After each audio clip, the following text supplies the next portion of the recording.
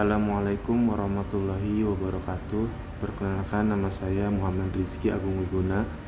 Saya adalah salah satu mahasiswa Universitas Pancasila Bekasi dengan NIM 2892050103, Prodi Manajemen, Fakultas Ekonomi dan Bisnis, semester 5, mata kuliah Analisa Laporan Keuangan dengan dosen pengampu Ibu Ifah Masripa SEMM. Video ini saya buat untuk memenuhi ujian tengah semester saya di semester 5 ini dengan materi pelaporan dan analisis keuangan. Adapun definisi analisis laporan keuangan yang perlu kita dilakukan secara cermat dengan menggunakan metode dan teknik analisa yang tepat untuk menghasilkan keputusan yang tepat. Kinerja keuangan suatu perusahaan sangat bermanfaat bagi berbagai pihak atau stakeholder seperti investor, kreditur, analis, konsultan keuangan, pialang, pemerintah, dan pihak manajemen sendiri. Ada beberapa definisi analisis laporan keuangan menurut para ahli, yaitu sebagai berikut. Yang pertama, menurut Harjito dan Martono pada tahun 2011, analisis laporan keuangan merupakan analisis mengenai kondisi keuangan suatu perusahaan yang melibatkan neraca dan laba rugi. Kedua, menurut Harahap tahun 2011 juga, analisis laporan keuangan berarti menguraikan pos-pos laporan keuangan menjadi unit informasi yang lebih kecil dan melihat hubungannya yang bersifat signifikan atau yang mempunyai makna antara satu dengan yang lain, baik antara data kuantitatif maupun non-kuantitatif, dengan tujuan untuk mengetahui kondisi keuangan lebih dalam yang sangat penting dalam proses menghasilkan keputusan yang tepat. Berdasarkan pendapat oleh beberapa ahli di atas, maka dapat disimpulkan bahwa analisis laporan keuangan adalah menguraikan pos-pos laporan keuangan yang melibatkan neraca dan laba rugi untuk mendapatkan informasi kondisi keuangan suatu perusahaan lebih dalam yang sangat penting dalam proses menghasilkan keputusan yang tepat. Laporan keuangan wajib atau Statutory Financial Report. Laporan keuangan wajib di setiap negara berbeda-beda. Hal tersebut ditentukan oleh standar akuntansi yang dianut sebuah negara. Perbedaan mengenai jenis laporan keuangan wajib ini bisa dipengaruhi oleh banyak faktor. Di antaranya adalah adanya perbedaan kebudayaan, perbedaan sejarah pertumbuhan akuntansi, dan kondisi ekonomi suatu negara. Laporan keuangan wajib merupakan bagian penting dalam proses pelaporan akuntansi suatu entitas bisnis. Ada 3 kategori analisis laporan keuangan, yaitu yang pertama, laporan keuangan. Laporan keuangan disiapkan pada akhir periode untuk melaporkan aktivitas pendanaan dan investasi pada akhir periode dan untuk meringkas aktivitas operasi selama periode sebelumnya. Kemudian yang kedua, pengumuman laba. Pengumuman laba tersedia untuk para pelaku pasar modal melalui publikasi keuangan seperti The Wall Street Journal di Amerika Serikat.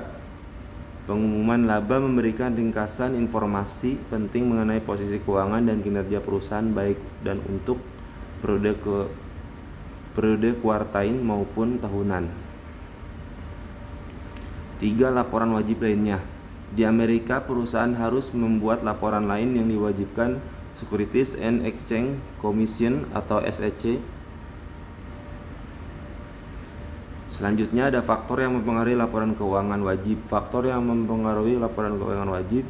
Yang pertama, General Accepted Accounting Principles atau GAAP. GAAP merupakan kumpulan standar pengumuman pendapatan, interpretasi, dan panduan praktik yang dianut oleh negara Amerika Serikat. Penetapan standar akuntansi di Amerika berbeda dengan negara lain, yang mana merupakan tanggung jawab dari pihak swasta bersama dengan profesi akuntan. Berbagai pihak profesi dan badan pengatur seperti Financial Accounting Standard Board atau FASB, Securities and Exchange Commission atau SEC, dan American Institute of Certified Public Accountant atau AICPA terlibat dalam penyusunan GAAP. Di samping GAAP, publik juga mengenal adanya IFRS International Financing Reporting Standard. IFRS merupakan standar pelaporan keuangan internasional yang dikeluarkan oleh International Accounting Standard Board, yaitu badan perwakilan akuntan dan pihak terkait dari berbagai negara. IFRS tidak diaplikasikan di Amerika, sehingga pihak asing yang menawarkan sahamnya di Amerika harus merubah laporan berdasarkan GAAP. Kemudian yang kedua, manajer, pihak yang paling bertanggung jawab atas laporan keuangan yang wajar dan akurat adalah manajer. Manajer memiliki kontrol utama atas integritas sistem akuntansi dan catatan-catatan keuangan yang digunakan untuk membuat laporan keuangan. Penilaian dalam akuntansi dapat melibatkan kebebasan manajerial atau managerial discretion. Kebebasan ini meningkatkan nilai ekonomis atau angka akuntansi karena manajer dapat mengerahkan kecakapannya dalam membuat penilaian dan mengomunikasikan informasi yang memiliki melalui pilihan dan perkiraan akuntansi. Manajer juga dapat mempengaruhi laporan keuangan secara tidak langsung melalui pengaruh kolektif mereka dalam proses penetapan standar. Biasanya, manajer akan menolak standar yang mengurangi laba yang dilaporkan, meningkatkan fluktuatif laba atau mengungkapkan informasi kompetitif mengenai segmen produk atau rencana tertentu.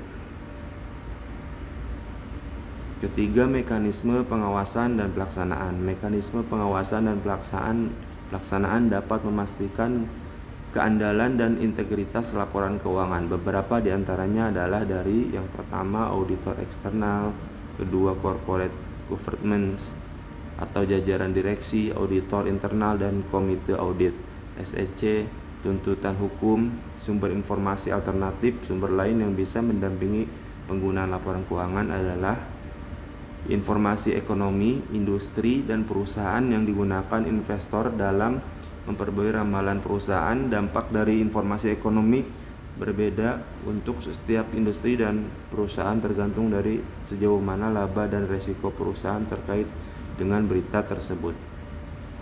Selanjutnya, pengungkapan sukarela oleh manajer merupakan sumber informasi yang semakin penting. Terdapat beberapa motivasi yang mendasari pengungkapan sukarela, yakni motivasi menghindar kemungkinan tuntutan hukum, penyesuaian prediksi, dan keinginan untuk mengelola prediksi. Kemudian selanjutnya, perantara informasi atau analis. Para analis tidak secara langsung terlibat dalam pembuatan keputusan investasi dan kredit. Sebaliknya, tujuan mereka adalah menyajikan informasi yang berguna untuk keputusan tersebut. Output daripada analis ini berupa ramalan, rekomendasi, dan laporan penelitian. Para analis dianggap melakukan fungsi pengumpulan informasi, interpretasi informasi, analisis prospektif, dan rekomendasi. Selanjutnya ada sifat dan tujuan akuntansi keuangan. Kualitas informasi akuntansi yang diinginkan. Informasi akuntansi seringkali harus menyeimbangkan antara relevan dan andal. Relevan atau relevance merupakan kapasitas informasi untuk mempengaruhi suatu keputusan dan merupakan kualitas primer pertama atas informasi keuangan. Implikasinya adalah ketepatan waktu. Kemudian andal atau reliability. Untuk menjadi andal, informasi harus dapat diverifikasi, disajikan dengan jujur dan netral. Selanjutnya ada prinsip-prinsip akuntansi yang berlaku penting. Akuntansi akrual. Berdasarkan akuntansi akrual, pendapatan diakui saat dihasilkan dan beban saat terjadi tanpa memperhatikan penerimaan atau pembayaran kas. Biaya histori dan penilaian wajar. Biaya historis adalah nilai transaksi aktual perusahaan di masa lalu. Kelebihan dari transaksi ini adalah nilai aset yang diperoleh melalui tawar-menawar yang wajar biasanya objektif. Tetapi nilai aset atau kewajiban kemudian berubah sehingga mengurangi manfaat laporan keuangan, terutama neraca yang masih menggunakan historical cost. Sehingga kemudian diperkenalkan alternatif lain, yakni konsep penilaian wajar atau fair value, yang merupakan estimasi nilai ekonomis aset atau kewajiban di masa sekarang. Kemudian selanjutnya materialitas. Materialitas merupakan sejauh mana kelalaian mencantumkan atau salah saji informasi akuntansi yang dengan memperhatikan situasi memungkinkan penilaian seseorang yang menggunakan informasi tersebut akan berubah atau terpengaruh. Selanjutnya, konservatisme. Konservatisme merupakan wujud tindakan yang melaporkan atau mengungkapkan informasi yang sedikit optimis mengenai transaksi atau kejadian yang tidak pasti. Selanjutnya, relevansi dan keterbatasan akuntansi. Relevansi informasi akuntansi keuangan. Relevansi informasi akuntansi keuangan tergantung kepada siapa yang menggunakan informasi tersebut dan untuk tujuan apa informasi tersebut digunakan. Untuk bisa dikatakan relevan, informasi akuntansi harus membantu pengguna untuk membentuk, mengkonfirmasi atau bahkan merevisi sebuah pandangan dalam konteks pengambilan keputusan, misalnya mempengaruhi keputusan penggunaan untuk berinvestasi pada sebuah perusahaan. Keterbatasan informasi, laporan keuangan, ramalan, laporan dan rekomendasi analisis bersama dengan sumber alternatif informasi lain merupakan pesaing utama informasi akuntansi.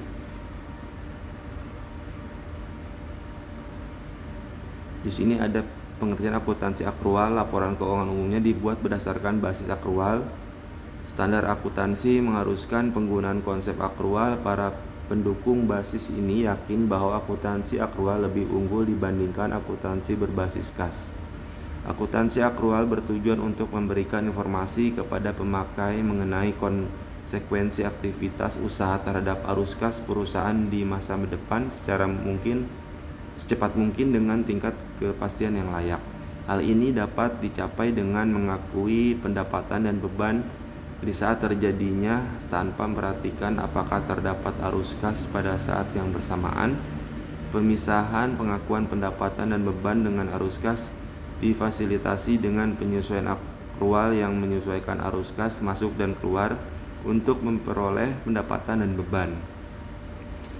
Penyesuaian akrual dicatat setelah membuat asumsi dan estimasi yang layak tanpa mengorbankan keandalan informasi akuntansi secara material. Terdapat dua jenis akrual dilihat dari jangka pendek, biasanya berasal dari persediaan dan transaksi kredit yang menimbulkan beban dibayar di muka dan penerimaan dibayar di muka. Akrual jangka panjang disebabkan oleh kapitalisasi. Proses kapitalisasi ini menimbulkan adanya aset seperti mesin, bangunan, dan goodwill. Selanjutnya, akuntansi nilai wajar. Perbandingan model biaya historis. Ini penilaian wajar. Perbedaan 1. Penilaian transaksi versus penilaian sekarang. Dengan akuntansi biaya historis, nilai aset dan kewajiban sangat bergantung pada transaksi aktual perusahaan masa lalu. Model penilaian tidak mencerminkan kondisi ekonomi sekarang. Sebaliknya, dengan model penilaian wajar, jumlah aset dan kewajiban ditentukan dengan harga pasar paling akhir dengan asumsi pasar. Penilaian tidak didasarkan pada transaksi aktual. Kedua, biaya historis versus harga pasar. Penilaian biaya historis terutama ditentukan dengan biaya yang dikeluarkan perusahaan, sementara dengan model penilaian wajar didasarkan atas harga pasar dalam kurung asumsi nilai pasar.